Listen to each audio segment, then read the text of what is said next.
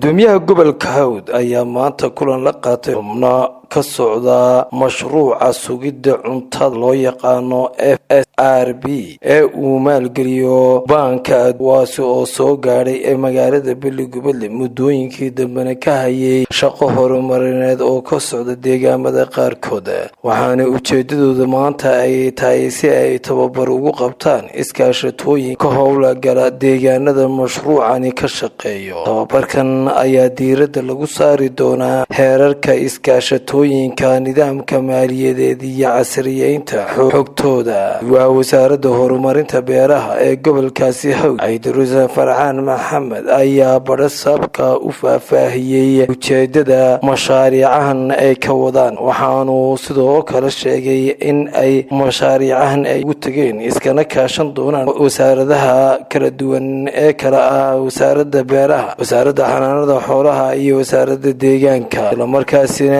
ay maalgeliyeen banka. waxaana ka mid ah hadaladooda xafiiskan gudoomiyaha gobolka tiimkan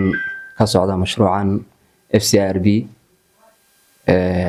wasaaradaha beeraha iyo xanaanada xoolaha iyo deegaanka ayuu mashruucan la shaqeeyaa oo banka adduunku maalgeliyo. gobolkeenan Hawdna laba goobood bay ka shaqeeyaan oo maanta waxay u socdaan waxa weeyaan in iskaashatooyinkii mashruuca la shaqeynayay shahaadooyinkii la siiyo ay wasaaraddu ay u soo saartay si ay u noqdaan iskaashatooyin la aqoonsayo si fiican markaasi ay u shaqeeya. muddo waxay nala joogi doonaan 4 cisho ah oo labada goobood labada iskaashatay ka kala samaysan ay tababaro ay u qaban doonaan iyo habkii ay u shaqeyn lahaayeen iyo xiroosadoodii waxyaalaha hadda la yiraahdo lagu tababari doono iyo hab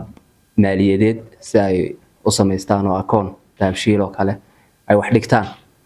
si markay wax dhigtaan wax lagu biirin karo oo iskaashato shaqeynayso sharcigeedii shuruudaheedii waxeedii oo dhanba ay u dhameystiran yihiin ay u ahaato. deegaankan gobolka Hawdna deegaanka galbeedka waa isku carro xagga biyuhun baad moodaa inuu nagu yaryihiin. deegaankana waa deegaan ku habboon xagga wax soo saarka iyo wax beerashada. insha Allah beeraleydeena hadda la yiraahdo dheerid gelin doonaa ka wasaarad ahaan si ay wax soo saarkooda markaas ay kor ugu qaadaan hadda la yiraahdo. Cabdiraxmaan Samariye, telefishinka qaranka Soomaaliland ee gobolkaasi